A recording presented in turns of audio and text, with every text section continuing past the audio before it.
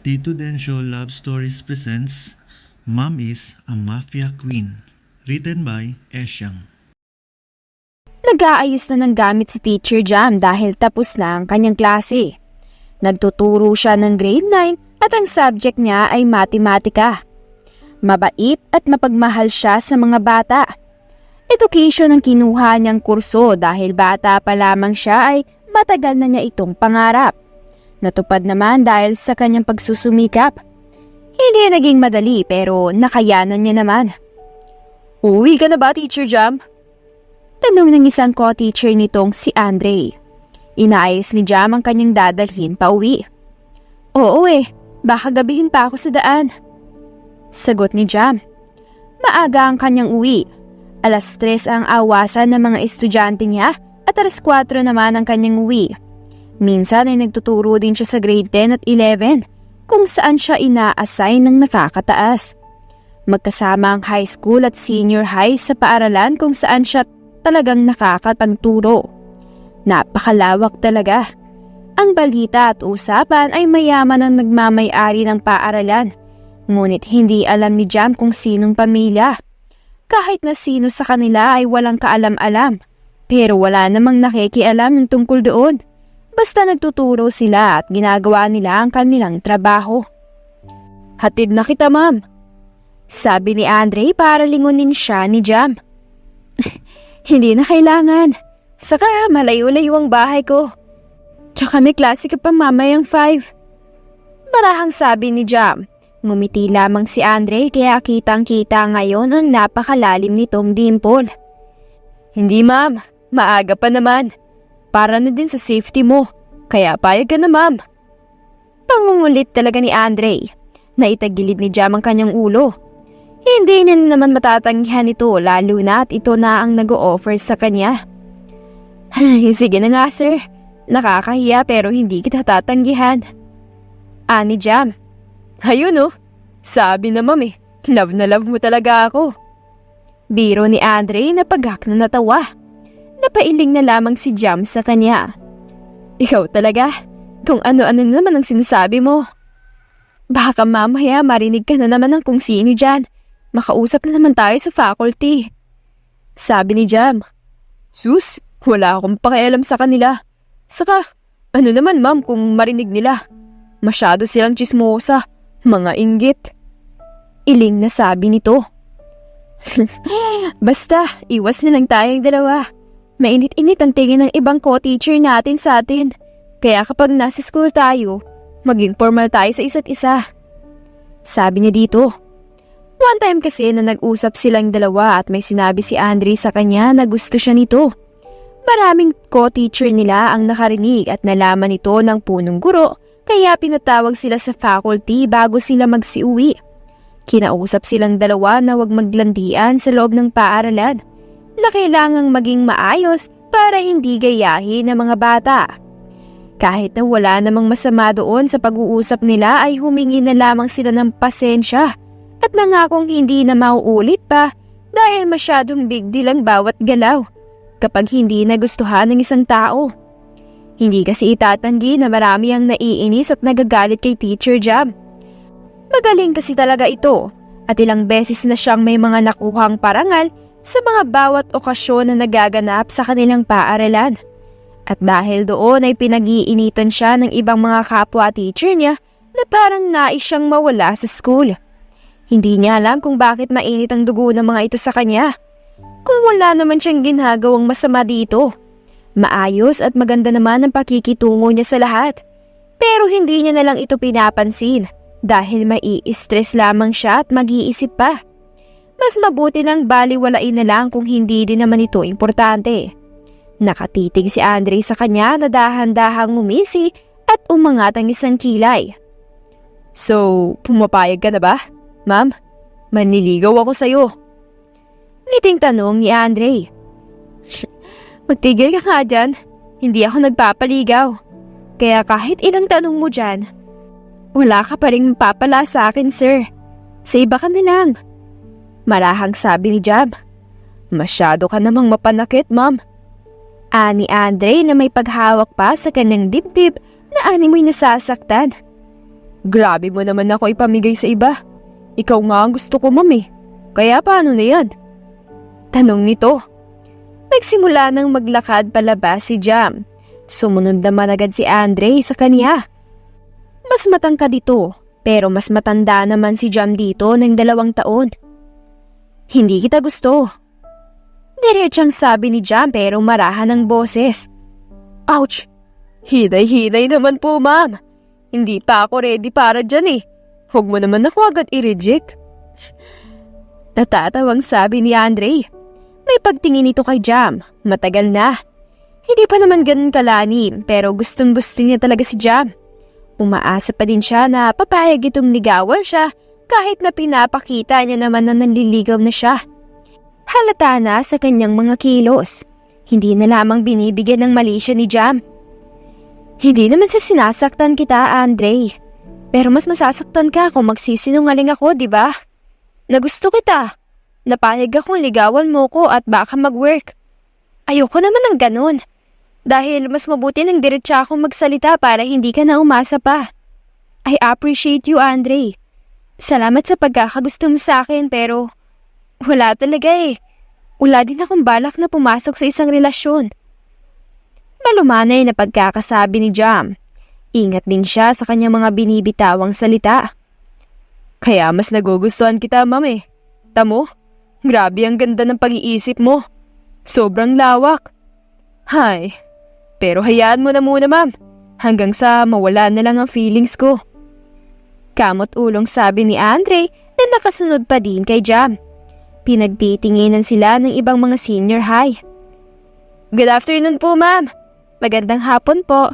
Ingat po sa pag-uwi. Bati ng ibang mga estudyante kay Jam na binati din naman ito. Bahagya pa siyang ngumiti. Bahala ka, pero hindi ko nakasalanan ha. Kung masaktan ka kasi sinabi ko naman na sa'yo, una pa lang. Kaya ikaw nang bahala. Sabi ni Jam. Yes ma'am, huwag kang mag-alala. Dahil kapag nasaktan ako, kasalanan ko na yun dahil pinilit ko pa ang sarili ko. Sagot ni Andre na nakangiti. Tumango si Jam. Inalalayan siya ni Andre sa pagpasok sa kotse nito nang makalabas sila ng gate. Nag-uusap lamang sila habang nasa loob ng kotse. Casual lamang. Hindi naman formal ang pinag-uusapan dahil nagtatawanan din silang dalawa. Si Andre ang nag-iisang ka-close ni Jam ng sobra. Nakakausap naman niya ang ibang co-teachers nila. Pero hindi niya ka-close ang mga ito dahil may kanya-kanya ring grupo. Wala naman ito kay Jam dahil mas gusto niya nga lang din na mapag-isa kaysa naman ng sumama at makipagkaibigan sa mga may toxic side.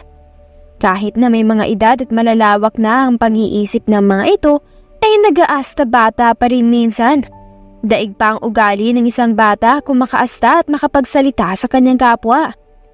Nakarating sila sa tinutuluyan ni Jam. Maging sa pagbaba ay maingat at maalalay si Andre sa kanya. Maraming salamat, Andre. Dahan-dahan lang sa pagmamaneho, ah. Paalala ni Jam. Napangiti tuloy si Andre. Ma'am, baka mas lalo kong umasa niyan.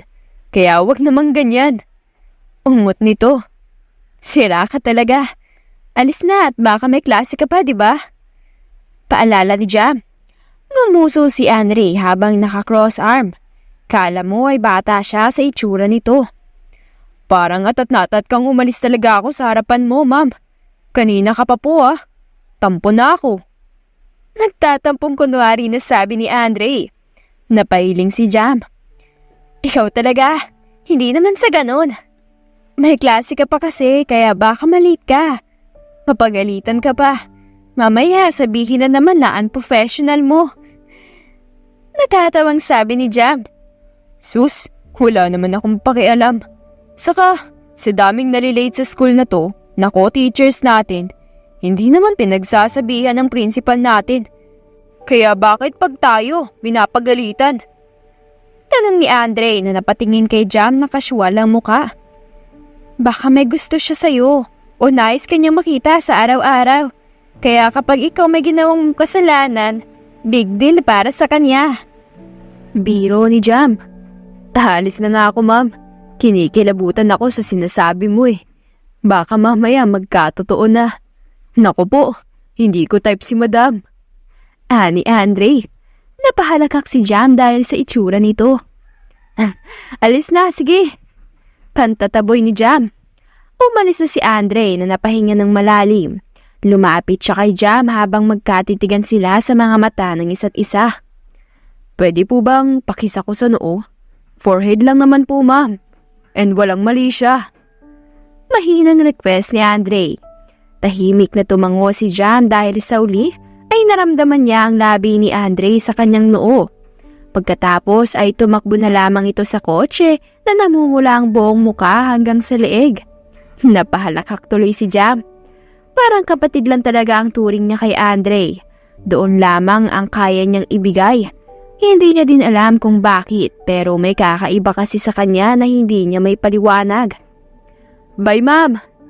Sigaw pa ni Andre na kumaway sa kanya. Bye! Mag-iingat ka sa pagdadrive at dahan-dahan lang. Paalala nito. Opo, noted po, ma'am. Sagot na sigaw ni Andre na nagmaneho na palayo. Sinundan pa ni Jam ng tingin ng sasakyan nito. Nang mawala na sa kanyang mga paningin ay inayos niya na ang sarili. Mahina siyang napabuntong hininga. Ay, buong araw na naman bukas at marami na namang mangyayari. Good luck, self, and fighting. Kaya mo yan. Pagpapalakas loob ni Jam sa kanyang sarili bago siya pumasok sa kanyang bahay. Hindi alam ni Jam na sa hindi kalayuan ay may isang taong nanonood pala sa kanya habang nasa sasakyan ito. I can't wait to hold you again and be mine again. Sa akin ka lang. Sa akin pa din ang bagsak mo. Hahayaan muna kita ngayon. But I'll make sure na hindi ka na mapupunta sa iba. Sabi ng lalaki at inutusan na ang driver niya na paandarin ng sasakyan nang tuluyang mawala sa kanyang paningin si Jam. Samantala, agad namang binuksan ni Jam ang ilaw pagpasok niya. Agad siyang naghubad ng sapatos at sinarado niya muna ang pinto at siniguradong nakalak ito. Agad siyang nagpunta sa sofa at binaba ang kanyang mga dala. Maging siya ay napaupo. Ramdam niya ang pagod sa kanyang katawan dahil sa sunod-sunod na pinapagawa sa kanya. Halos hindi na din tama ang pagtulog niya. Hindi na 8 oras at talagang kulang siya sa tulog. Pero ganun talaga kapag isa kang guro. Kailangan mong gawin ang lesson plan sa gabi para may maituro ka kinabukasan sa mga estudyante mo. Iba pa ang pinapagawa ng punong guro sa'yo kapag may naka-assign sa'yo. Walang kasama si Jam sa kanyang bahay. Mag-isa lamang siya. Ang kanyang mga kamag-anak ay nasa probinsya. Wala siyang kapatid. Maging ang kanyang mga magulang ay wala na din. Namatay ito noong nakaraang taon kaya sobrang sakit kay Jam. Pero mabuti na lang at okay na siya ngayon at hindi kagaya noon na halos may gawin na siyang hindi maganda sa sarili niya. Mahirap talaga kapag nawala ang isang mahalagang tao sa'yo. Sobrang sakit na halos pinapatay ka na din. Tapos nasanay ka pa sa kanya. Mahal na mahal kasi ni Jam ang kanyang ama at ina. Kahit na malaki na siya ay naglalambing pa din siya sa mga ito. Daddy at mommy's girl kasi siya. Ma, pa, gabayan niyo pa din po sana ako sa araw-araw ha. Palakasin at patatagin niyo naman din po ang aking loob. Huwag na din po sana kayong mapapagod na gabayan ako. Thank you po sa lahat, ma, pa. At sana mapatawad niyo po ako kung hindi po ako nakabawi sa inyo. Bakit po kasi kayo agad na kinuha ni Lord? Tanong ni Jam, naglalanda sa mga luha. Nangungulila na naman siya. Miss na miss niya na naman ang mga ito. Ang hirap kapag walang kasama sa bahay. Wala ka mapagsasabihan ng nararamdaman mo. Hindi man lang tayo hinayaan ni God na magkasama-sama pa ng matagal. Ang dami ko pang pangarap sa inyo eh. Gusto kong gawin. I-travel kayo, pagawaan kayo ng mansyon. Pero kung panahon na talaga ay wala na po talaga akong magagawa. Basta ma, pa, kung nasan man kayo, mahal na mahal ko po kayo. At kayo ang the best parent sa akin sa lahat. Sabi ni Jam at ngumiti. Pinahid niya ang kanyang mga luha at tumayo na siya. Pumunta siya sa kusina para magluto ng kanyang makakain. Kinabukasan, sa isang silid ay nagtitraining ang isang magandang babae. Isang sapak ang ginawad niya sa kanyang bodyguard na napahawak sa panga nito. Nagdurugo na din ang gilid ng labi na putok na. Kanina pa kasi silang ganon dalawa. Lumalaban ang bodyguard niya sa kanya pero hindi naman siya gaanong natatamaan at alam niyang sinasadya ito. Parang galit ka. Yung mukha mo. Galit. Napuruhan mo nga ako eh. Sabi ng lalaki. Umirap ang babae at inalis ang itim na taling nakapulupot sa kanyang mga kamay. Tinali niya din ng basta-basta ang buhok niya ng ponytail. Pero maganda pa din ito. Lalo na sa paningin ng lalaki. Ganda mo pa din talaga kahit napausan na. Pagod na. Sabi ng lalaki. Pwede ba? Tumahimik ka muna. Kahit saglit lang. Naiirita ako sa boses mo. Inis na singhal ng babae. Natigilan naman ng lalaki. Natakot siya agad. Kaya sa huli ay hindi na nga siya umimik. Napapanguso na lamang siya habang pinagmamasda ng kilos ng babae na umiinom na ng tubig. Pinagmasdan niya ang paglunok nito at pagtingala na napansin ng babae. Bakit ganyan ka na naman makatingin? Masyado ka na naman bang nagagandahan sa akin? Nakataas ang isang kilay na tanong ng babae. Matagal na akong gandang-ganda sa'yo at mas lalo lang gumaganda ka sa paningin ko. Baka naman. Sagot at pagpaparinig nito. Alam mo Carlo, tumahimik ka na nga lang kung ayaw mong tuluyan kita. Dahil wala akong pakialam kapag binaril kita sa harapan ko at matumba ka sa malamig na sahig. Pagbabanta ng babae na naging mariin ang tingin kay Carlo na may paghanga naman ang mukhang nakatingin sa kanya. I'm willing to die po. Basta para sa'yo. At kung dun ka masaya, ready ako madeds kahit na gusto pa kitang pakasalan. Dumaan ang irita at inis sa mukha ng babae. Nais niyang matakot si Carlo sa kanya, pero siya ito ngayon ang talo. Nakakainis ka talaga. Walang kwenta ang sinasabi mo. Sabi na lang niya. Ala, hoy, umamin ka na lang baby kasi ko. Kinikilig ka na talaga sa akin no. Aminin mo nang may nararamdaman ka na talaga sa gwapong kagaya ko. Ngiting sabi ni Carlo, nagmamalaki. Taas na siyang tinitigan ni Cassie. Naging seryoso na din ang mukha nito. Dahan-dahan na lumapit si Cassie sa kanya. Napaawang naman ang bibig ni Carlo. Bahagya ding nanlalaki ang mga mata. Natulos siya sa kanyang kinatatayuan nang ilapit ni Cassie ang mukha nito sa kanya. Kaunti na lang ay magdadampi na ang kanilang mga labi. Dahan-dahang napangisi si Cassie nang bumaba ang kanyang paningin sa Adam's apple nito na nagtataas baba. Alam na alam niya kung paano kunin si Carlo at kung paano ito manghihina. Inangat niya ang kanyang isang palad. Pinaglaruan niya ang kanyang daliri sa lieg ni Carlo. Naramdaman niyang nagtaas sa mga balahibo nito. Napaigtag din si Carlo sa gulat. Heto na naman siya sa ginagawa ni Cassie sa kanya. Hilig talaga siya nito. Huwag ka masyadong mag-assume at huwag ka ding mahulog sa akin ng tuluyan. Dahil ikaw lang ang masasaktan sa huli. Pero payo ko lang na habang maaga pa, mas maganda na sigurong itigil mo na yung nararamdaman mo para sa akin. Kung meron man, dahil hindi kita masasalo. Mahinang sabi ni Cassie sa labi ni Carlo na napaawang naman. Nakatitig sila sa mga mata ng isa't isa. Nakangisi si Cassie habang si Carlo ay hindi alam ang magiging reaksyon. Hindi nga siya makagalaw. Napapaso siya sa mga haplos ng daliri ni Cassie sa leg niya. Don't fall too much, Carlo. Be careful. Bulong ni Cassie sa kanyang tainga bago siya talikuran nito na parang wala lang. Nang tuluyang makalabas si Cassie ay doon lamang napaayos si Carlo. Napatikim siya at napahinga ng malalim. Grabe, halos hindi na ako huminga kanina. Grabe talaga siya kahit kailan. Paano yun? Nahulog na ako sa kanya. May pa-downfall pa siyang nalalaman. Nahihirapan na akong makaahon. Hay, bahala siya. Basta, may nararamdaman na ako sa kanya. Okay lang kahit na hindi niya suklian. Kahit na medyo nakaka-hurt. Pag-i-emote na sabi ni Carlo sa sarili. Parang ewan na naman. Napabuntong hininga siya at lumawas na. Hindi niya nakita si Cassie, pero ang kapatid nitong si Jordan ay nakita niya. Nasa may terrace ito, habang may hawak na baso na may lamang alak, ang isang kamay naman ay nasa bulsa ng pantalon na suot. Naka-business attire kasi ito. Lumapit si Carlo kay Jordan na naramdaman agad siya, pero hindi siya nilingon. Inom na naman, boss ah. Miss na miss mo na talaga, no? Bakit ba kasi ayaw mo pang magpakita sa kanya at magpakilala? Sabi ni Carlo.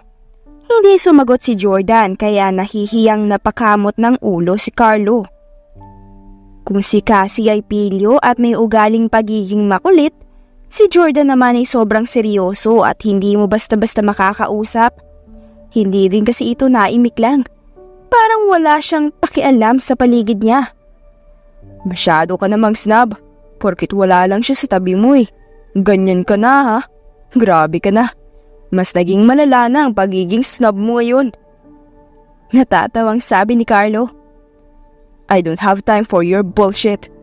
Kung gusto mo nang may makakausap talaga, ay ang kapatid ko na lang kausapin mo. Total ay mas vibes kayo nun. At parehas naman kayong mga siraulo.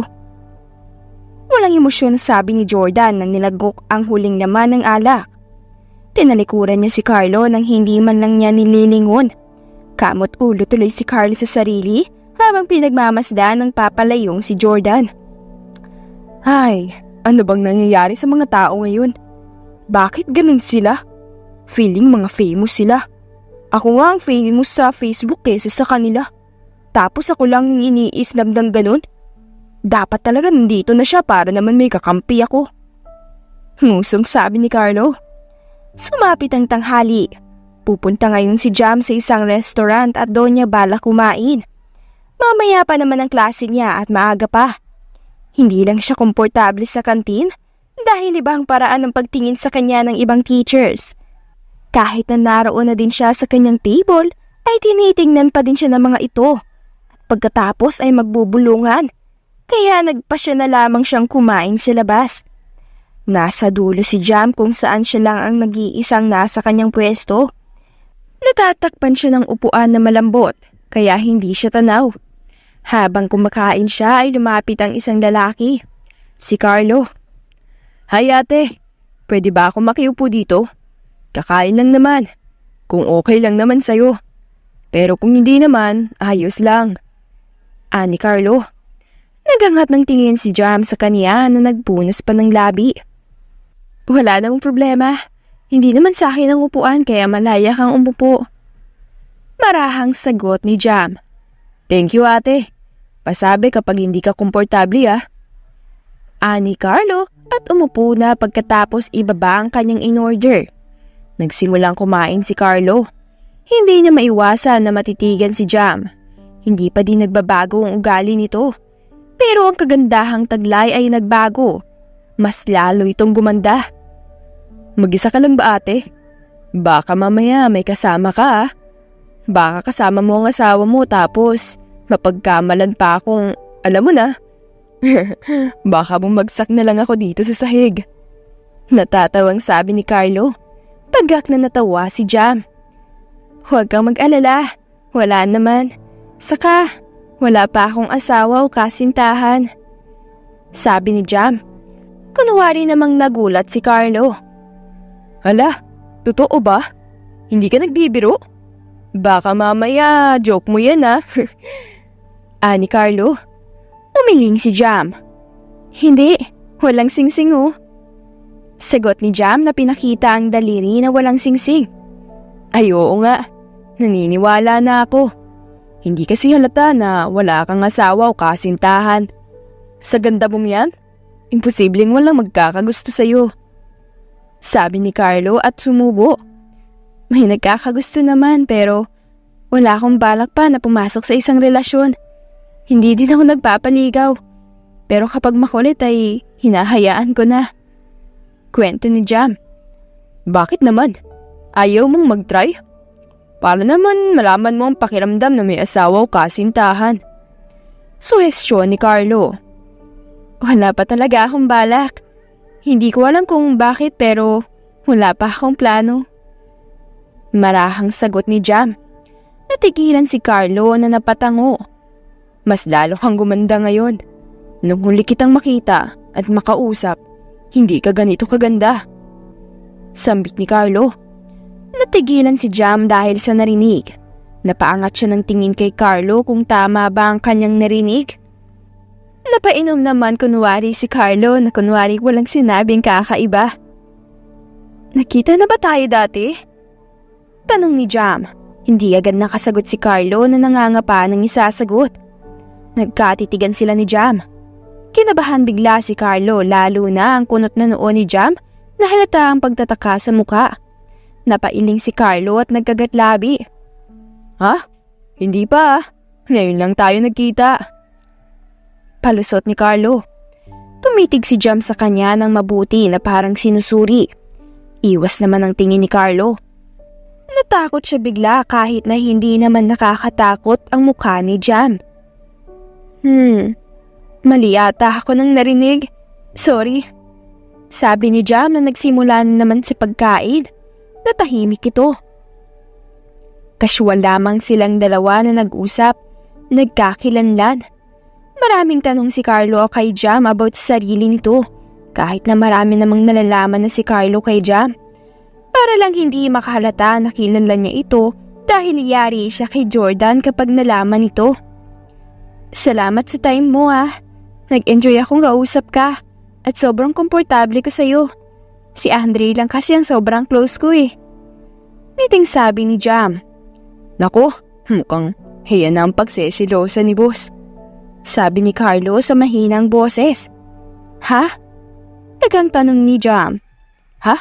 Wala. Sabi ko mabuti yan at may kaibigan ka. Sabi ni Carlo. Siya lang nga ang friend ko pero okay naman na ako doon. Sigot ni Jam.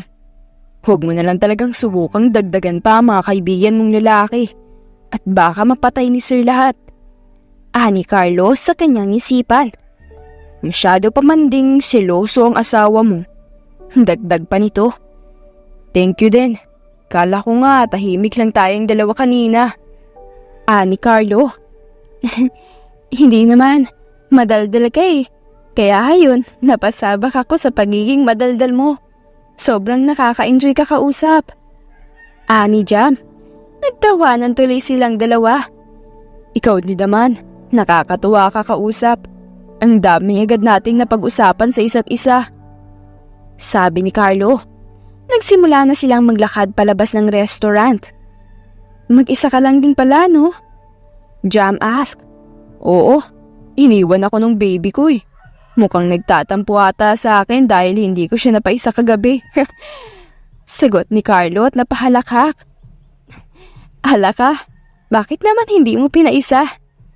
Pagsang-ayo ni Jam. Ala ikaw, huwag kang maging ganyan ate, inosente ako. Natatawang sabi ni Carlo.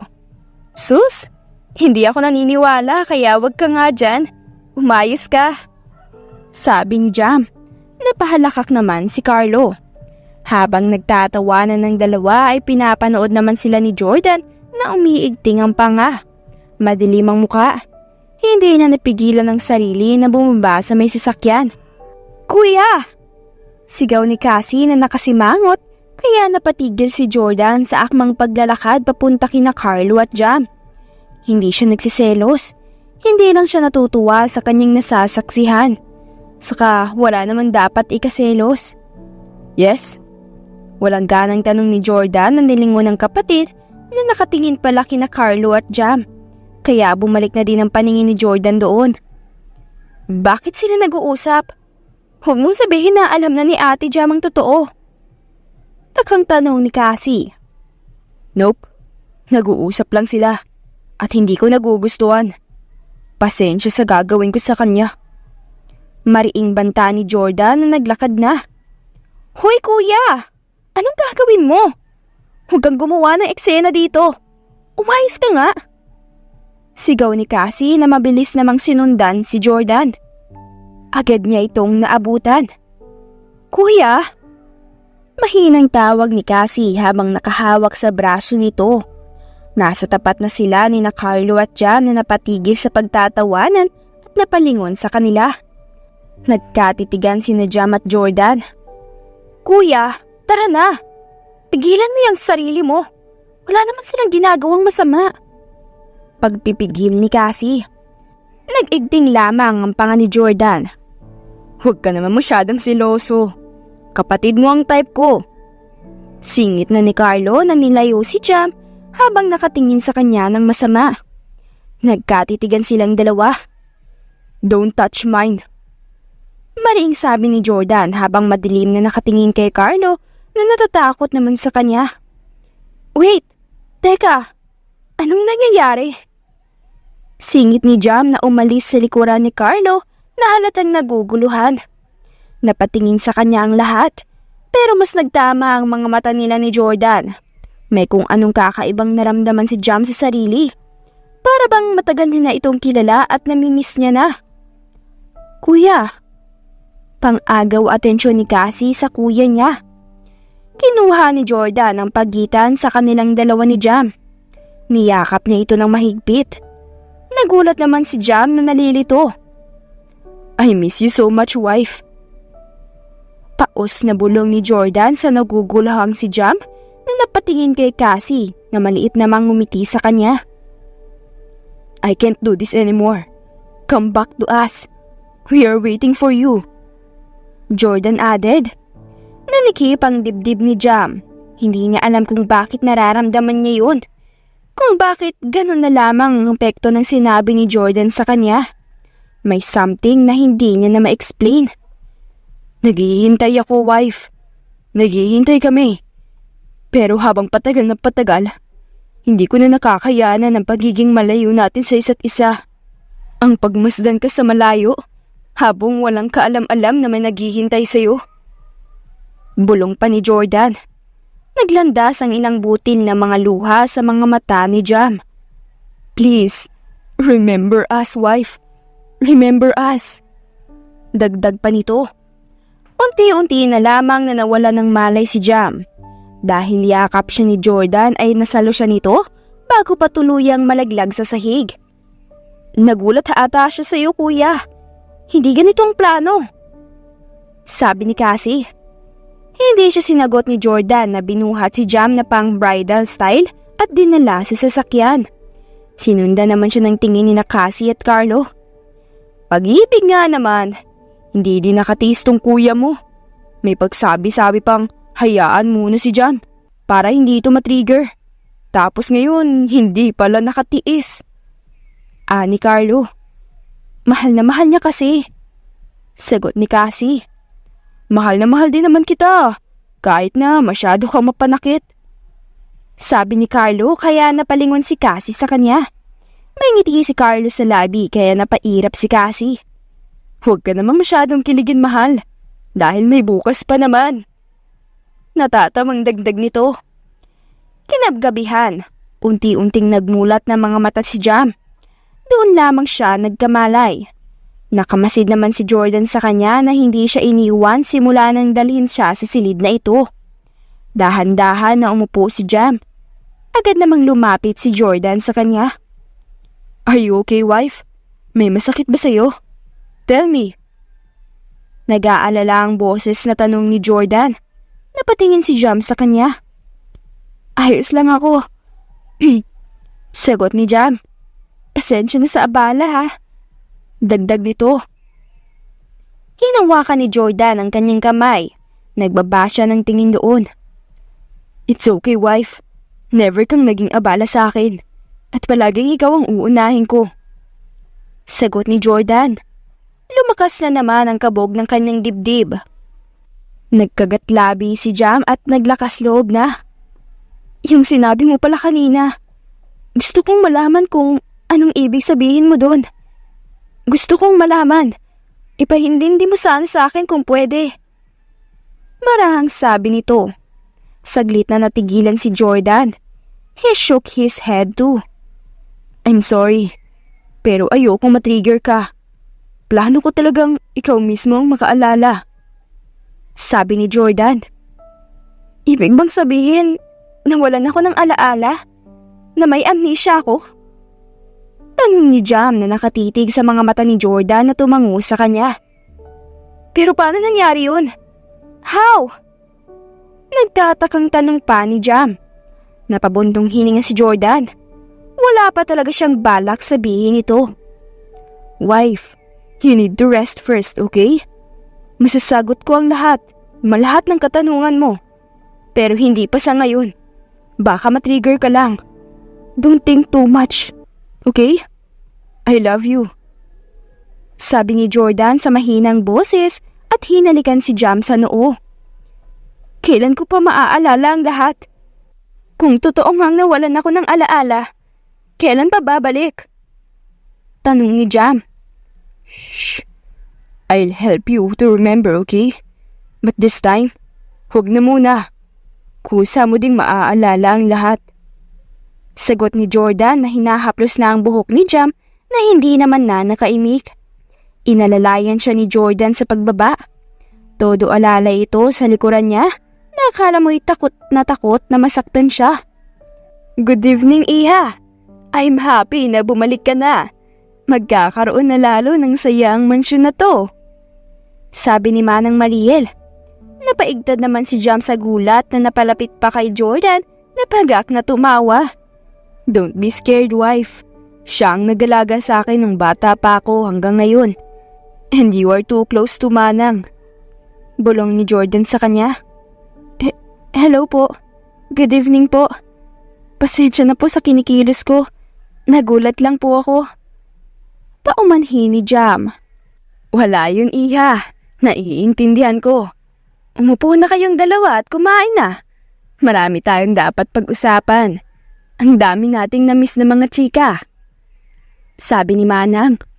Tumango na lamang si Jam. Naramdaman niyang malapit nga siya kay Manang. Gusto niya na tuloy maalala ang lahat ng mga nalimutan niya at ang dahilan kung bakit hindi siya makaalala. Ang daming mga katanungan sa isip niya. Hindi mawala. Mas na-curious pa nga siya. Pero ipinagsawalang bahala niya muna ang isip niya.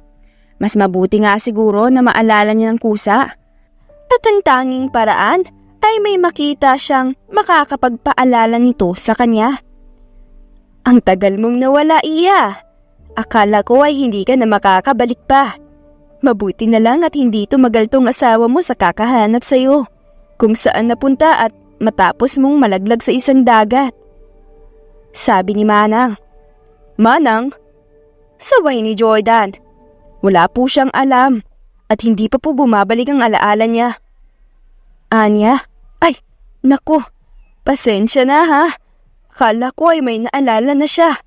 Masyado lamang akong na-excite. Pasensya na, Iho. Sabi ni Manang. Ayos lang po. Huwag na lang po muna nating pag-usapan. Marahang sabi ni Jordan na ikinatango naman ni Manang. Hindi naman nakaimik si Jam. Tahimik siyang kumain habang nililingon siya ni Jordan. Hinawakan nito ang kanyang kamay kaya napatingin si Jam sa kanya. Everything will be okay, wife, okay? Huwag kang masyadong mag-isip. Malalaman mo din ang lahat. Sabi ni Jordan sa malambing na boses. Tipid lamang na napatango si Jam. Pinagsawalang bahala niya muna lahat ng kanyang isipan. Pagkatapos nilang kumain ay dinala siya ni Jordan sa garden ng mansyon. Umupo siya sa upuan roon. Gawa ito sa kahoy. May bubong sa tapat at sadya talaga ang pagkakagawa. Yung estilo na meron ito. Sariwa ang hangin na agad na nadama ni Jam na tumama sa kanyang muka. Ang ilang hibla ng kanyang buhok ay hinahangin din. Tumabi sa kanya si Jordan na inabutan siya ng juice na agad din namang tinanggap. Agad siyang sumipsip doon dahil may straw na maliit na nakalagay. Ang yaman mo pala, no? Sobrang laki ng mansyon mo. Sabi ni Jam. Hindi naman. Sagot ni Jordan. Magkwento ka nga.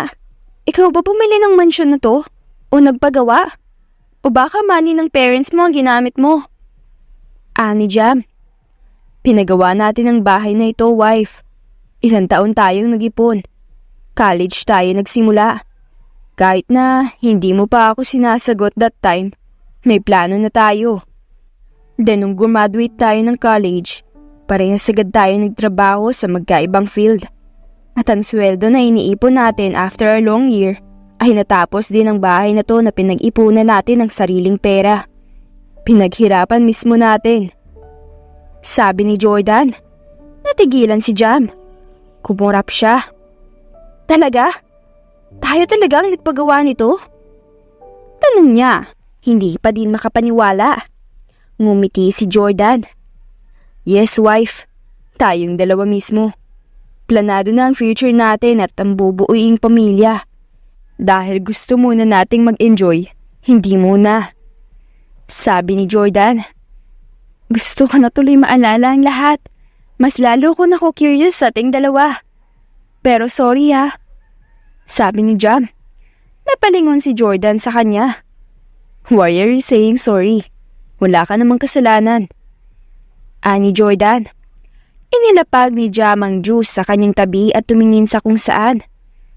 Maraming rason kung bakit humihingi ako ng sorry. Una sa lahat ay dahil ang tagal nating nagkahiwalay. Ilang taon ba? Biruin mo, yung taon na hindi tayo magkasama. Alam kong hindi naging madali lahat sa'yo. Hindi makasama ang babaeng minamahal mo. Tapos siya walang kaalam-alam. Kaya sorry ah. Sorry sa lahat at kung bakit nagkaganito. Ang dami ko tuloy pagkukulang sa'yo. At ang mga taon na nasayang natin. Sabi ni Jam. Humawak si Jordan sa kanyang baywang. Ang isang palad nito ay hinawakan ng kanyang pisngi at pinaharap sa kanya. Nagkatitigan silang dalawa. Malamlam ang mga mata ni Jordan. Hindi mo kailangang mag-sorry, wife. Dahil una sa lahat, hindi naman natin inaasahan ang mga bagay na nangyari. At huwag ka na sana mag-isip ng kung ano. Dahil wala kang pagkukulang sa akin. Malambing na sabi ni Jordan. Hindi, Jordan. Alam kong grabe ang pangungulila mo sa akin. Yung pagmasdan ako ng malayo para sa akin, ang sakit na nun eh. Yung tipong ang lapit niya lang sa'yo, pero hindi mo magawang hawakan. Kung ako siguro nasa posisyon mo, baka hindi ko na nakayanan. Hindi ko na alam ang gagawin ko kung nagkataon. Kaya sobrang thank you ah. Thank you so much dahil nakayanan mo na wala ka sa tabi mo. I want you to know that I'm proud of you. At mas proud ako sa iyo kapag naaalala ko na ang lahat. At sana talaga. Pahina ng pahinang sabi ni Jam na ang mukha ay malamlam. Hinawi ni Jordan ang ilang hibla ng kanyang buhok. Inilagay nito sa gilid ng kanyang tainga. Namumungay ang mga mata. Mahal na mahal kita, wife. Kahit na anong mangyari, ikaw lang ang mahal ko. At ikaw lang ang gusto kong mahalin. Wala nang iba. Kung hindi ikaw, huwag na lang. Hindi ko na kayang magmahal pa ng iba. Higit sa lahat ay hindi ko nakikita ang sarili ko na magmamahal pa ako. Sabi ni Jordan. Maliit na napangiti si Jam. Hinawakan nito magkabilang pisngi ni Jordan. Hinaplos niya ng marahan hanggang hawakan din ni Jordan ang kanyang mga kamay at hinalikan habang nakapikit. Ramdam ni Jam na mahal talaga siya ni Jordan. Hindi lamang sa mga sinasabi nito sa kanya, kundi sa mga pinapakita nito at halata din talaga sa mga mata ni Jordan. Sa kung paano niya tingnan si Jam at parang ito lamang ang babae sa buong mundo. Nagstay ang dalawa sa ganoong posisyon at casual silang nag-uusap. Nagkulitan din at may mga kaunting bagay na sinasabi si Jordan sa kanya tungkol sa kanilang dalawa noon. Nakinig naman si Jam sa kanya na napapangiti na lang. Umuwi si Jam ng hating gabi na talaga. Hindi naman siya hinayaan ni Jordan na umuwi na lang mag-isa kaya hinatid siya nito. Ayaw pang umalis ni Jordan kung hindi lang kinulit ni Jam. Parang may balak pang sa bahay ni Jam matulog. Kinabukasan, maagang pumasok si Jam sa school. Nagkausap sila ni Jordan sa messenger kagabi pero hindi naman gaanong matagal dahil may ginawa pang lesson plan si Jam. "Good morning, ma'am!" Bati ng mga estudyante ni Jam sa kanya. "Good morning din sa inyo. Kamusta naman kayo?" Tanong ni Jam habang nakangiti. "Maayos naman po, ma'am." Sagot ng ilan. "Heto po at stress na po. Ang sakit po sa ulo ng math." "Kaya pa naman po, ma'am. Fighting lang, syempre." "Ito po, ma'am, nalulumbay, nalulungkot, at nangungulila dahil miss na miss ko na siya kahit na walang paramdam." Sabi ng kanyang mga estudyante. Natawa tuloy si Jam sa pag-i-emote nito. "Kayo ha? May mga crush na kayo. Balita ko, target nyo ang senior." Nanonoring ani Jam. "Hala ma'am, baliktad po. Kami ang target nila. Sila nga po itong lumalapit sa amin eh." Nagmamalaking sabi ni Kat. Ay grabe naman. Gulat na ani ni Jam. "Ala, totoo po ma'am. Tingnan niyo po mamaya, nasa labas ng room na yung ibang grade 12. Ang dami pong target dito eh. Siyempre po, marurupok naman po kami." Natatamang sabi pa ni Kat. "Ikaw lang yun, hoy. Huwag kang mandamay dyan. Hindi kami gaanong marupok." Ani ng kaklase nito, kaya napanguso si Kat at napaupo na lang. Hindi naman siya na-offend. Sanay naman na sila sa biruan at close talaga sila sa isa't isa. Grabe din ang banding nila at talagang may pagkakaisa sa kanilang section. Kaya ibang section ay hindi maiwasang mainggit sa kanila. Solid kasi. Dahil na din kay Jam. Gusto niya talaga ang mga estudyante niya ay malapit sa isa't isa. Kayo talagang mga bata kayo. Okay lang ang crush-crush lang ha. Ganyan na lang palagi ang sinasabi ko. Basta, huwag muna kayong magmamadali sa mga bagay-bagay. Lalo na sa pagkakaroon ng boyfriend. May tamang panahon para dyan. Enjoy muna kayo sa kung anong meron kayo ngayon. Naiintindihan niyo ba ako? Marahan na sabi ni Jam. "Opo, teacher. Lagi naman po naming iniisip yun. At thank you po so much, teacher, sa pagpapaalala sa amin palagi." Sabi ni Joanne. Napangiti si Jam. "Mahal na mahal ka po namin, teacher. Ikaw po ang the best teacher na naging teacher po namin. Sana po, ikaw pa din ang teacher namin sa susunod po, lalo na po sa senior." Sabi ni Kat. "Tingnan natin yan ha. Hindi pa naman din kasi alam ni teacher pero sana. Pero kapag hindi naman, lagi niyong tatandaan ang mga sinasabi ko sa inyo. Sana kapag hindi ko na kayo hawak ay dala-dala niyo pa rin ang mga tinuro ko sa inyo." Sabi ni Jam habang nakangiti. "Opo, teacher." Sagot naman ng mga ito sa kanya. Nagsimula na siyang magturo habang nakikipagbiruan at nakikipag-usap. Puro tungkol sa mga crush ng mga ito. At kita niya talagang interesado ang lahat sa kwento ng bawat isa sa kanila. Ganoon din naman si Jam. Samantala, bumaba ng kotse si Jordan nang makatapat na siya sa gate ng school kung saan nagtuturo si Jam. May dala siyang bouquet at kasama niya si Princess, ang kanyang anak na makulit pa sa makulit. "Huwag kang lalayo sa akin, baby ah. Kapit ka lang kay daddy." Ani Jordan sa anak na ngumuso at humawak sa kanyang kamay. "Hello po sir. Sino po ang dinadalaw ninyo? Mukhang sa asawa niyo po ah." Sabi ng guard na nagbukas ng gate sa kanya. May ngiti sa labi si Jordan. "Sa asawa ko lang pong si Jam. Bibisitahin ko lang po at sorpresa na din." Ngiting sagot ni Jordan. Natigilan ng guard. "Kayo po pala ang asawa? Nako sir, nice to meet you po. Hindi ko akalain na may asawa pala si Ma'am Jam. Sobrang bait niya pong teacher at mapagmahal sa lahat ng estudyante niya. Sobrang swerte niya naman po sa inyo at may asawa kayong kagaya niyo." Ngiting sabi ng guard. Jordan chuckled. "Ako nga po ang maswerte dahil napakaganda po ng asawa ko. Isa pa, napaka-ideal woman at wife material na talaga." Pagmamalaki nito. Napatingin ang guard kay Princess na matulis na nakanguso sa kanyang tabi. Anak niyo po, sir? Tanong ng guard. Saglit na niligo naman ni Jordan si Princess. Napangiti siya. Opo, anak po namin ni Jam. Sagot ni Jordan. Proud ang boses. Nanlaki ng bahagya ang mga mata ng guard dahil sa gulat. Hindi na inaasahan yun. Hala, may anak na pala si ma'am. Grabe, hindi ako makapaniwala. At mas lalong hindi makapaniwala ang ibang makakaalam. Masyado kasing tahimik si ma'am. Tapos talagang low-key lang talaga. Pero sobrang bait niya po, sir. Nagulat po talaga ako. Sabi ng guard. Jordan licked his lower lip.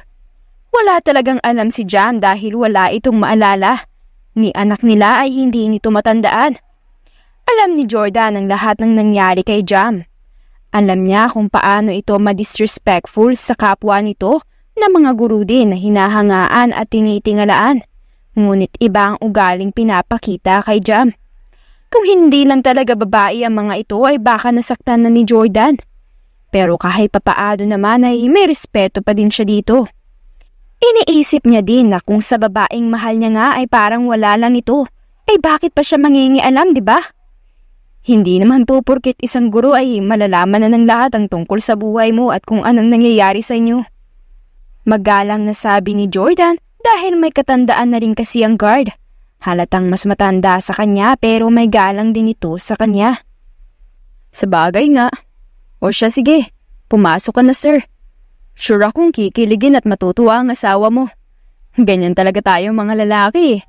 Mag-e-effort kahit na anong mangyari. At gagawin ng lahat para sa babaeng mahal. Ngiting-ani ng guard. Masaya po kasi kapag nakikita nating masaya ang babaeng mahal natin. Sabi ni Jordan. Hindi ka nagkakamali dyan. Huwag kayong maghihiwalay Lalo na at may anak na pala kayong dalawa. Kami nga ng misis ko, kahit na hindi gaanong marangya ang buhay namin, masaya kaming dalawa na nagmamahalan. Masaya kami sa buhay na meron kami at ginagawa ko pa din ang lahat para maibigay ang gusto niya at para mapasaya ko siya. Sa sobrang mahal na mahal ko siya Ngiting kwento ng guard. Napangiti tuloy si Jordan. Natuwa sa kanyang narinig. Mukha nga pong mahal na mahal niyo po ang misis ninyo. Sige po, mauuna na po kami. Stay strong po sa inyo. Sabi na lamang ni Jordan. Nagpaalam na sila sa isa't isa. Pumasok na ng tuluyan si Jordan at Princess. Hawak niya sa isang kamay ito. Pagpasok pa lamang sa loob ay napapatingin na sa kanila ang ibang estudyante at teachers. Lagdagan pa nga ng ibang senior students na babae dahil agaw atensyon si Jordan kahit na napakasimple ng ayos nito. Grabe yung dating na meron siya. Talagang mapapaawang at manlalaki ang mga mata dahil sa paghanga. Gago, ang gwapo. Shit, ang hot niya. Mukha siyang suplado pero mas maganda kapag ganon. Huy, pwede na siyang maging sugar daddy. Hindi naman halata, pati grabe mukhang masarap siya. Gaga ka talaga. Magtikit ka nga dyan. Baka may makarinig sa'yo. Umayos ka nga. Mukhang anak niya yung bata. Ang cute. Pero willing naman ako maging nanay niya. Ang pogi talaga. Hindi halatang may anak. Usapan ng ibang mga estudyante. Kinikilig ang iba habang nakatitig na halos kay Jordan na alam niyang pinag-uusapan siya at ng anak niya pero wala siyang pakialam. Daddy, ang dami pong ate dito. Can I play with them po? Ang gaganda po nila. Manghang sabi ni Princess. Pagak na natawa si Jordan. Yumuko siya at hinalikan ng tuktok ng ulo ng anak. 6 na taong gulang na ito at malapit na ang 7 gulang na taon. 2 linggo na lamang bago ang kaarawan at nais niyang regalo ay ang ina nito. Daddy, she's pretty Sigaw ni Princess at tinuro ang isang babaeng nakaupo sa isang gilid. Nagbabasa habang may headset sa tainga. Agad na bumitaw si Princess sa kamay ni Jordan. Tumakbo ito papunta sa babae na nagulat nang kalabatin siya nito at kausapin. Nanlalaki ang mga mata ng babae pero hindi kalaunan ay ngumiti din. Dumaldal naman sa kanya si Princess at pinagmamasdan naman ni Jordan ang anak. Tagak siyang natatawa at nilapitan ng mga ito. Pwede po ba kitang maging ate? Ang ganda-ganda mo po kasi. I like you po agad. Please be my ate po. Sabi ni Princess, naghinamit ang pang-baby niyang boses. Nag-puppy eyes pa ito. Hala, hindi ko alam ang sasabihin ko. Sino pala ang kasama mo? Bakit mag-isa ka? Tanong ng babae. Ngumuso si Princess. What's your name po ate? Ayaw niyo po ba akong maging baby sister? Princess asked. Nagkagat-labi ang babae. Namamangha ang mukha niya habang nakatingin kay Princess dahil nagagandahan siya nito. Ako si Kyla. Saka hindi naman sa ayaw ko. Pwede mo naman akong tawaging ate. Ani Kyla. Nagliwanag ang mga magagandang mga mata ni Princess. Talaga po? Thank you so much po ah. Hug po. Bibong sabi ni Princess.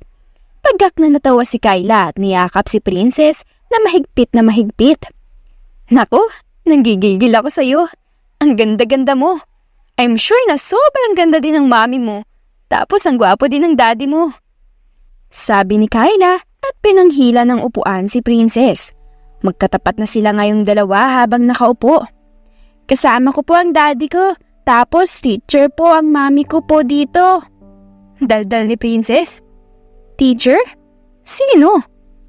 Curious na tanong ni Kyla. Si Teacher Jam po. Sagot ni Princess. Natigilan si Kyla. Her lips parted a bit. Siya ang mami mo? Kyla asked. Hindi siya makapaniwala. Opo, siya po ang nag-iisang mami ko at nandito po kami ni Daddy para po sa kanya. Sagot ni Princess. Hala, bakit hindi ko alam na may anak na pala si Teacher Jam? Tanong ni Kyla sa isipan. Napailing siya saglit din. Tinitigan niya ang mukha ni Princess na inosente naman ang mukhang nakatingin din sa kanya. Ngayon niya napansin ang pagkakahawig nito kay Teacher Jam. Oo nga, anak ka nga niya. Nasaan naman ang daddy mo? Baka hinahanap ka na niya. Ani Kyla. Tumikim naman si Jordan na nakikinig kanina pa sa dalawa. Napatingin si Kyla doon at na-starstruck siya sa kagwapuhan nito. I'm her dad, sabi ni Jordan. Kumurap muna si Kyla, pagkatapos ay napaismil at umayos. Ikaw nga po, hawig mo po siya eh. Nakakatuwa po ang anak ninyo. Nahihiyang ani ni Kyla. Yes, she's so bibo and makulit, kaya pagpasensyahan mo na ha. Ani Jordan, natutuwa. Naku po, wala po sa akin yun. Nakakatuwa nga po siya eh. Natutuwa po ako sa kanya at ang sarap-sarap niya mong iuwi. Gigil na ani ni Kyla na tiningnan si Princess. Pagkak na natawa si Jordan. Okay lang ba kung iwanan ko muna siya sa'yo? Pupuntahan ko lang muna ang mami niya. Hindi niya alam na nandito kami and we are here to surprise her. Sabi ni Jordan. Wala pong problema sa akin at mukha pong magiging close po kami ng anak ninyo. Sagot ni Kyla. Thank you. Kapag makulit sa'yo, pagpasensyahan mo na lang. Only child lang kasi namin. Hindi pa nasusundan. Sabi Jordan. Pagak itong natawa. Natawa din si Kyla. Sundan niyo na po. I'm sure na sobrang mapagmahal niya sa magiging kapatid niya. Ngayon pa nga lang po ay alam ko na eh. Ani Kyla. Napatingin si Jordan sa kanyang anak. Malapit na. Sagot ni Jordan. Samantala, habang nag-uusap ang dalawa ay lumapit naman si Andre kay Jam. Kalalabas lang nito ng kanyang classroom. Break time na kasi ng mga estudyante at teacher. May isang lalaki dyan na dumating. Usap-usapan ngayon ng mga senior student. Aba, agaw na agaw yung atensyon ng lahat. Bungad ni Andre kay Jam na nagpatuloy sa paglalakad na sinabayan naman ni Andre. May bisita ba ngayon? Jam asked. Wala namang sinasabi ang principal. Wala din namang occasion na gaganapin. Saka, ang usapan, gwapo daw yung lalaki. Sus, baka nga mas gwapo pa ako sa kanya eh. Ani nito. May nanatnan sina Andre at Jam na dalawang senior student, kaya saglit silang natigilan at nakinig sa usapan ng mga ito. Oo, te. Ang gwapo niya. Kaso mukhang may asawa na eh. Anak niya yung kasama niya kanina. Kasi hawig niya. Saka may dala ding flowers. Mukhang taga dito ang asawa. Teacher. Pagbulong pa nito. Sino naman kaya no? First time merong ganito dito sa school. Hindi ko nga alam kung sino. Pero parang si Miss Domingo ata. Siya lang naman yung alam nating, alam mo na. Nagsasabi pa lang ng low-key lang. Kaya feeling ko sa kanya yung guy na yun. Ang bagay naman sila. Baka nga sa kanya. Huwag na tayo makigulo dyan. Hayaan na lang natin sila. Sama pa naman ang ugali nun. Gaga ka, baka may makarinig sa'yo. Shut up ka na nga dyan. Tumawa lamang ang babae. Mas lalong nagtaka si Jam kung sino ang lalaking dumating. Dahil mukhang iba ang karismang dala nito. Halos mahulog na sa kanya ang ibang mga senior student. Nasaan nga yung lalaking pinag-uusapan nila? Tanong ni Jam kay Andre na napalingon sa kanya. Nanatili naman ang mga paningin ni Jam sa mga babae na halata ang kilig sa mga muka. Kulang na lang din ay tumili ng malakas ang isang babae. Sa iba, nasa covered court daw. Baka nasa asawa na niya siya ngayon. Di ko alam. Kibit balikat na sagot ni Andre. Tumango si Jam at naglakad na siya. Madadaanan nila ang covered court. Pero habang naglalakad sila ay bigla nilang nakasalubong si Jordan na hindi inaasahan ni Jam na makikita niya. Jordan, nandito ka. Ano ginagawa mo dito? Tanong ni Jam at bumaba ang mga paningin sa bulaklak. Ikaw siguro yung pinag-uusapan ng mga student. Sweet mo naman sa asawa mo. Ngiting dagdag nito. Kumunot ang noo ni Jordan. Taka siya sa pinagsasabi nito. Hindi mo man lang sinabi sa akin na dito nagtuturo ang asawa mo. At isa pang teacher. Naksa. Ngiting sabi pa ni Jam. What are you talking about? Ikaw ang pinunta ko dito. Sabi ni Jordan. Natigilan si Jam. Her lips parted a bit and her eyes widened too. Gulat siya at laglag din ang panga niya. Ha? Flowers for you, gorgeous. Ani Jordan. Inabot kay Jam ang bulaklak na una ay nagdadalawang isip pa siya hanggang sa kinuha niya din. And wala akong ibang pinupuntahan dito, kundi ikaw lang. Kaya saan mo nakuha yan? Jordan asked. Sorry naman. Akala ko kasi. Bakit ka nga pala nandito? Paano mo din nalaman na dito ako nagtatrabaho? Nakakahiya naman. Nag-abala ka pa pero salamat ha. Ani Jam. Teka, magkakilala kayo? Singit ni Andre na nagtataka ang muka. Napatingin si Jam at Jordan sa kanya. Umigting ang panga ni Jordan nang makita niya na naman nakasama ito ni Jam. Kaya hindi niya napigilan ng sarili na lapitan si Jam at hawakan sa baywang na parang inaangkin na sa kanya. Napatingin naman si Andre doon. She's my wife, so back off.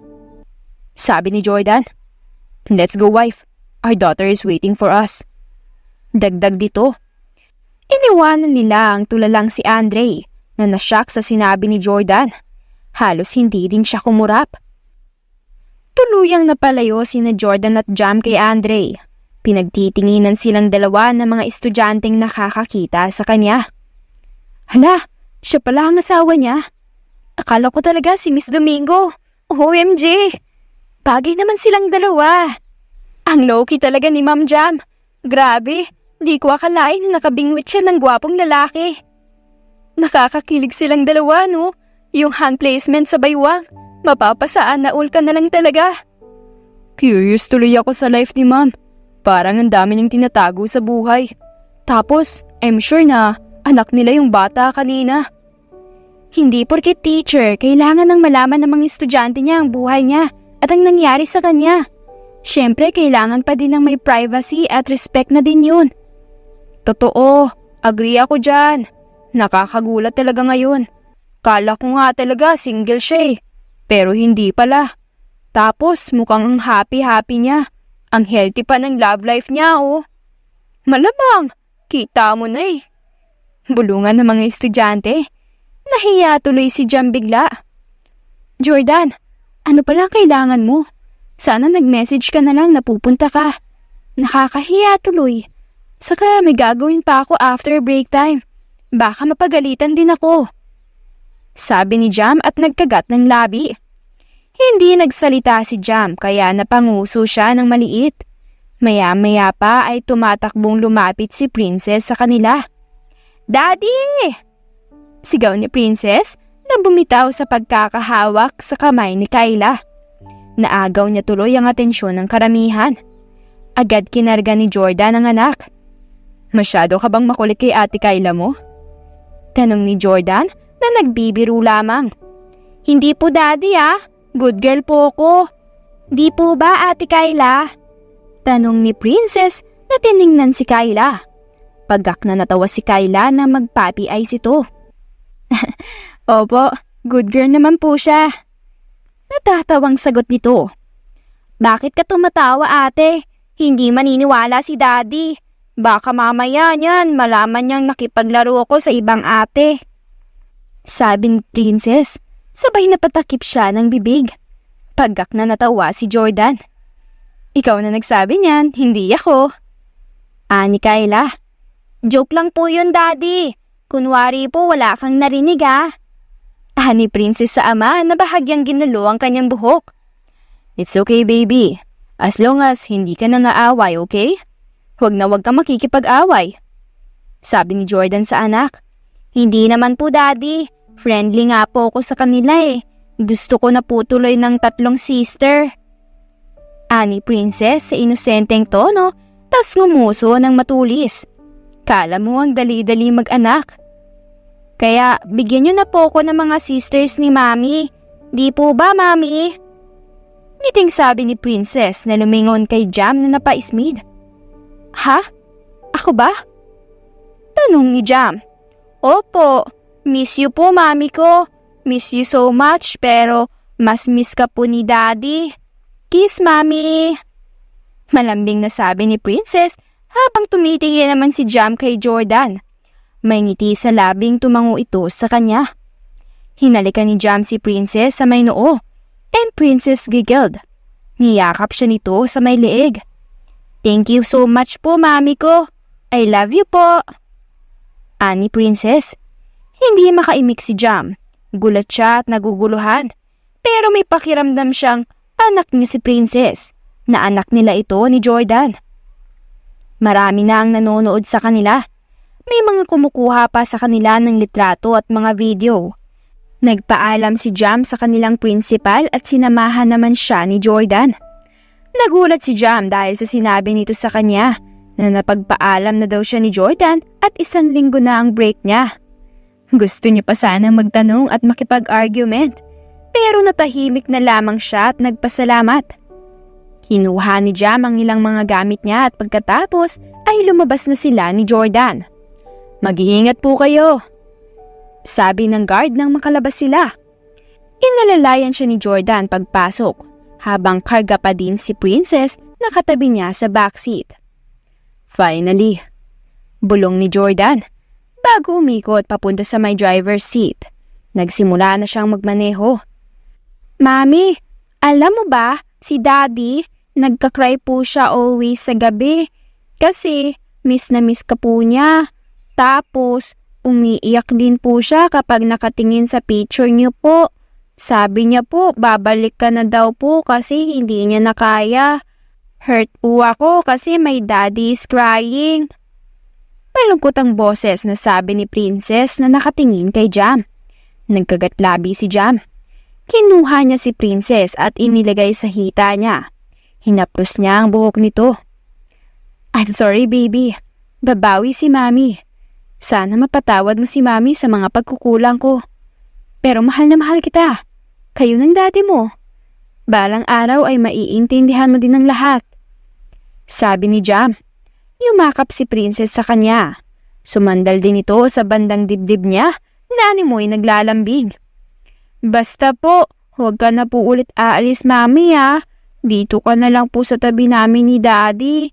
Ayaw ko na din po kasi mag-cry si Daddy po Mahal po kita, Mami." Masaya po si Princess. Ani Princess sa malambing na boses. Nangilirang luha sa gilid ng mga mata ni Jam. Ngayon niya lamang na-realize na grabe ang impact ng nagawa niya kay Jordan at kay Princess. Para lang maprotektahan ng mga ito, kailangan niyang lumayo. Kailangan niya munang magpangga para hindi mapahamak ang kanyang mga minamahal. Pero nang marinig niya ang sinabi ni Princess, ay nasaktan talaga siya. Pinigilan ni Jam na huwag maiyak. Jordan, dun mo nilang ako ituloy sa bahay mo. May mga gusto akong sabihin at malaman mo. Handa na akong ipaliwanag ang lahat. At sana mapatawad mo ako kung nagawa ko ang bagay na yun. Sabi ni Jam. Tulog na si Princess sa kanyang dibdib. Nagtaka naman si Jordan pero hindi na siya nagsalita pa at diniretso ang sasakyan sa kanyang mansyon. Ididate niya sana si Jam at ang anak niya. Pero mukhang importante ang sasabihin ni Jam sa kanya. Pagkatapat nila sa mansyon, ay bumaba muna si Jordan at pagkatapos ay pinagbuksan niya ng pinto ang kanyang mag-ina. Binuhat niya si Princess na tulog na at hinintay niya din si Jam. Welcome home, wife. Bulong ni Jordan. Tumango lamang si Jam at sumunod na siya. Mga kasambahay ang unang nakita ni Jam na may mga kanya-kanyang ginagawa. Bumati din ang mga ito sa kanila. Hindi yun ang mansyon na nakita niya nito. Ibang mansyon. Pero alam niyang mayaman si Jordan, kaya alam niyang pagmamay-ari pa din ito ni Jordan. Ibababa ko lang muna ang anak natin sa silid niya. Wait me here. Sabi ni Jordan at hinalikan siya sa noo. Tumango naman si Jam. Pinagmasdan niya ang pag-akyat ni Jordan at nang mawala ito sa kanya mga paningin ay naglakad-lakad na siya sa loob ng mansyon. Napangiti siya na makita ang mga larawan nila ni Jordan. Nangingibabaw ang larawan nilang dalawa noong sila ay kinasal. Napangiti siya at hinaplos yun. Sorry, Habi, kung nagsinungaling ako. Pero gusto ko lang kayong protektahan. Kaya nagawa ko ang bagay na alam kong ikakasakit mo. Sabi ni Jam. Sorry kung nagsinungaling ako at nagpanggap na walang maalala. Sana ay maintindihan mo ko oras na sabihin ko na sa iyo ang lahat. Hinihintay lang din naman kita dahil alam kong hahanapin mo ko. Dagdag pa ni Jam. Hindi niya alam na nasa likuran niya na pala si Jordan na narinig ang lahat ng kanyang sinabi. What do you mean, wife? Tanong ni Jordan. Napaigtad si Jam dahil sa gulat hanggang sa maramdaman niya ang isang brasong pumulupot sa kanyang baywang. Ano ang mga dapat kong malaman? Ano ang tinago mo sa akin? At anong ibig mong sabihin sa ginawa mong pagpapanggap? Tanong ni Jordan, ngunit sa marahan na boses. I'll tell you everything now. Ready na ako. Tanging sagot nito. Nagpunta sila sa rooftop upang doon mag-usap. Mabuti na lang at kalmado si Jordan. Nagkaharap sila ngayon sa tanawin at hinahangin ang kanilang mga buhok. Now, tell me everything. Ani Jordan. Napahinga muna ng malalim si Jam. Lahat ay plano ko. Panimula niya. Nung naaksidente ako. Plano ko yun. Panimula ni Jam. Nung naaksidente ako. Plano ko rin yun. Yung nawalan ako ng malay ay sinadya ko din. Kahit na hindi naman talaga totoo. Nagpapanggap lang akong may amnesia. I'm sorry. Sabi ni Jam. More, sabihin mo ang lahat. Simula sa umpisa. Maiintindihan ko. Marahang sabi ni Jordan. Nalaman ko sa aking ama ang totoong pagkataong na meron ako. I'm Yakuza Queen, Jordan. At ako ang nag-iisang magmamana ng posisyon na meron ng aking ina. Nang sabihin nila sa akin yun, ay siyang pagbagsak nila sa simento. Duguan at wala ng buhay. Kwento ni Jam. Pumikit siya saglit. Ramdam niya na naman ang kirot sa kanyang puso. Nung araw na yun, akala ko katapusan ko na.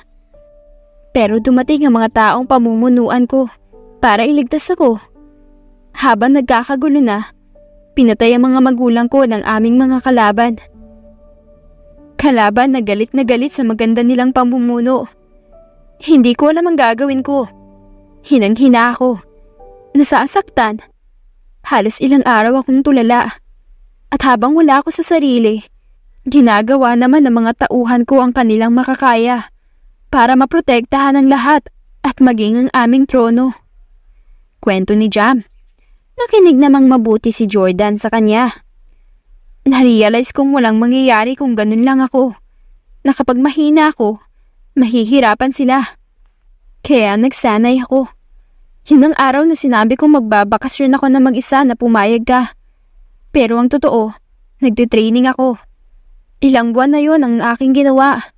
Hanggang sa mahasa ako. At pwede na talaga akong maging isang yako sa queen. Nalaman ng mga kalaban na may bago silang pinuno. At ako yun. Kaya nais nila ding pabagsakin ako. Ginamit nila kayo ng anak natin para takutin ako. Nung makita ko yung mga larawan nyo na pinadala nila na duguan at may tarak na kutsilyo, nanghina ako. Pagpapatuloy ni Jam. Flashbacks. Nakaupo ngayon si Jam sa kanyang trono. Nasa Japan siya ngayon kung saan namumuno siya bilang yako sa queen ng clan na iniwan ng kanyang mga magulang sa kanya. Kung saan ay pinatay ang mga ito. Dahil doon ay sumiklab ang galit sa kanyang puso at sinabi niya sa sariling gaganti siya. At ngayon ang araw na yon. Ma'am, handa na po ang lahat. Kayo na lamang po ang hinihintay namin para sa mangyayari. Sabi ni Abril. Kanang kamay ni Jam at ang pinagkakatiwalaan din ng kanyang mga magulang. Taas noong naglakad pababa si Jam sa hagdan. Handa na ako. Handa na akong patayin sila ng walang awa gaya ng pagpatay nila sa mga magulang kong nagmamakaawa sa kanila. Makikita nila kung gaano kademonyo ang isang Jam na pinagkaitan ng mga magulang. Walang emosyon na sabi ni Jam. Nakatingin siya sa kung saan. Walang emosyon na muka. Papatayin ko sila ng taas noo. Dagdag nito. Dadanak ang dugo sa kanilang mga sariling katawan. At ipapangako kong hinding-hindi na muli sila makakabangon pa. Dahil pababagsakin ko lahat ng meron sila. Mga pinaghirapan nilang galing naman sa masama. Mariing sabi nito. Nakinig naman si Abril sa kanya na naiintindihan ang kanyang nararamdaman. Dahil isa din siya sa biktima ng mag-asawang pumatay sa mga magulang ng kanyang reyna.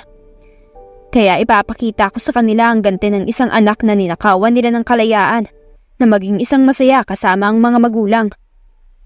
Sabi pa ni Jam. Nagpunta na sila sa silid kung nasaan ang mag-asawang nakatali ang mga kamay sa likod ng upuan habang nakaupo ang mga ito sa simento. May mga takip din ang kanilang mga mata. Tinanggal ni Abril ang mga piring ng mga mata ng mga ito. Hayop kayo! Sigaw ng babae. Naging matalim ang tingin ni Jam sa kanya. Mas masahol pa ako sa hayop, Lourdes. Mariing sabi ni Jam para sa kanya mapatingin si Lourdes. Gulat ang bumakas sa mukha na napalitan din ng galit. Kung gusto mo kaming kalabanin, lumaban ka ng patas. Huwag kang maging duwag. Matapang na sabi nito. Nakakatakot nang umisi si Jam. Hindi siya natuwa sa narinig. Hindi kayo lumaban ng patas sa mga magulang ko. Kaya saan nanggagaling ang kapal ng pagmumukha mong sabihin sa akin yan? Tanong ni Jam. Natigilan si Lourdes. Ayaw ko na magpaligoy-ligoy pa. Kating-kating na akong patayin kayo ng hayop mong asawa. Anya pa. Huwag! Nagmamakaawa ako sa iyo, Jam. Nagsisisi na ako sa ginawa namin. Takot na sabi nito. Napahalakak si Jam. Ginagago mo ba ako? Ngayon ka nagsisisi? Kung kinuha mo ng buhay ng mga magulang ko sa akin? Tanga ka ba? O nagtatanga-tangahan lang? Mariing tanong ni Jam. Jam, alam kong may puso at awa ka. Alam kong galit ka lang. Pakiusap. Sabi ni Lourdes. Pagkukunwari lang naman niya yun. Dahan-dahang itinaas ni Jam ang baril na hawak niya. Dahan-dahan niyang binitawan ng gatilyo ng baril. Napaawang si Lourdes sa gulat. Takot na takot ang muka. Demonyo ako, Lourdes. Mas demonyo pa sa'yo. Buhay ang nawala, kaya buhay din ang babawiin ko. Mariing sabi ni Jam. Tuluyang binaril niya si Lourdes na sapul sa may dibdib nito. Napangisi si Jam at natuwa sa kanyang ginawa. Pati ang mag-asawang nagmamakaawa pa sa kanya na huwag nitong babarilin ay wala siyang awang naramdaman. Manhid siya at masaya siyang napatay niya ang mga ito. End of flashbacks. Bumalik na naman ang isipan niya sa lahat. Nakilala ko ang pinsan kong si Kuya Elias. Siya ang tumulong sa akin at siya rin ang nakaisip ng plano kung paano ko kayo mapoprotektahan. Siya yung nakausap mo sa ospital at nagsaming lumayo ka muna sa akin at hayaan ako. Parte yun ng plano. Sa tuwing malapit kasi kayo sa akin, ay wala akong lakas. Kaya sorry kung nagawa ko ang bagay na yun. Ani ni Jam. May naglandas na luha sa mga mata na agad niyang pinunasan. Alam kong binabantayan mo pa din ako. Kaya nagpanggap akong walang alam at simpleng babae.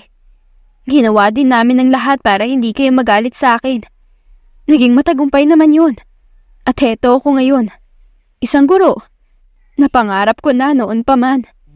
Habang nagtuturo ako ay ginagawa ko ang aking mga plano. Dagdag pa ni Jam. Napabuntong hininga siya ng malalim at napatingala. Nilingon niya si Jordan na nakatingin sa kanya. Nagtagumpay ako, Habi. Alam kong masama ang ginawa ko. Ang pumatay at magpapatay. Pero doon ako naging masaya. Nagkaroon ng ginhawa ang dibdib ko matapos ako makagante. Pero hindi pa tapos ang lahat. Dahil may banta pa din talaga. At ngayon, hindi pa namin nahuhuli ang lalaking yun. Ang kanang kamay ng mag-asawang pinatay ko. Sabi ni Jam. Yan ba ang dahilan kung bakit hindi mo pa din kaya magpakita sa amin? Ang humarap sa amin? Tanong ni Jordan. Yes, gusto kong maging maayos muna ang lahat. Lalo na at may anak pa tayong dalawa. Hindi ko siya kayang ilagay sa kapahamakan. Kaya kahit na masakit sa akin, kailangan kong gawin. Kahit na ang hirap, wala akong magagawa. Kung alam mo lang kung gaano ko kayo gustong yakapin at puntahan. Pero pinipigilan ko ang sarili ko. Sabi pa ni Jam. I'm so sorry. Alam kong hindi pa sapat ang mga salitang yun sa mga ginawa ko. Iniwan ko kayo. Pero sana mapatawad mo pa din ako. Kahit na hindi pa ngayon. Sana hayaan mo akong bumawi sa inyo ngayon. At pangakong hindi na muli ako aalis pa. At haharapin ko na ang lahat ng kasama kayo. Walang takot at pangamba. I'm so sorry, Jordan. Sincere na sabi ni Jam na humarap kay Jordan. Hinapit siya nito sa baywang at hinalikan sa may mata. Hindi mo kailangang humingi ng sorry. Sapat na sa akin ang nakabalik ka ngayon sa piling namin. Hinihintay ko ang pagkakataon na ito para dito. Sabi ni Jordan. Wala kang dapat ihingi ng sorry. Dahil naiintindihan ko. He added. Napangiti ng maliit si Jam at napayakap siya kay Jordan ng sobrang higpit din. Pinaghahalikan nito ang tuktok ng ulo niya. Thank you. Pangako, babawi ako sa inyo. Sasabihin ko na din ang lahat. Natakot lang talaga ako noon na mapahama kayo. Kaya hindi ako nagsabi. Sabi ni Jam. Naiintindihan ko, wife. Naiintindihan ko. Sabi ni Jordan. Nanumbalik at bumalik ang dating pagsasama ng dalawa. Nabuo ang kanilang pamilya at naging masaya. Suot na din ni Jam ang kanilang wedding ring na kanyang tinatago. At ngayon ay kasiyahan ang kanilang nararamdaman habang kasama nila ang isa't isa. Kuya, pinatawag mo daw ako? Sabi ni Jam sa kanyang kuya Jason, ang kanyang pinsan. Kuya na ang turing niya dito at magkapatid na din ang kanilang turingan sa isa't isa. Have a seat first. Sabi ni Jordan. Umupo naman si Jam sa isang sofa, bakas ang pagtataka sa muka. Tungkol saan ba kuya? She asked. I saw how happy you are with him. Gusto kong malaman mong maging masaya ka na sa piling nila at walang kahit na anong iisipin. Nakita ko kung paano ka maghiganti sa mga taong pumatay sa mga magulang mo. At tama yun, sister. Sabi ni Jason. Anong ibig mong sabihin, kuya? Tanong ni Jam. Maliit na ngumiti si Jason sa kanya. Ako nang bahala sa lahat. Ako nang bahala sa kanya. Sa lalaking yun. Be happy with your family. Marami ka ng ginawa at mga sakripisyo.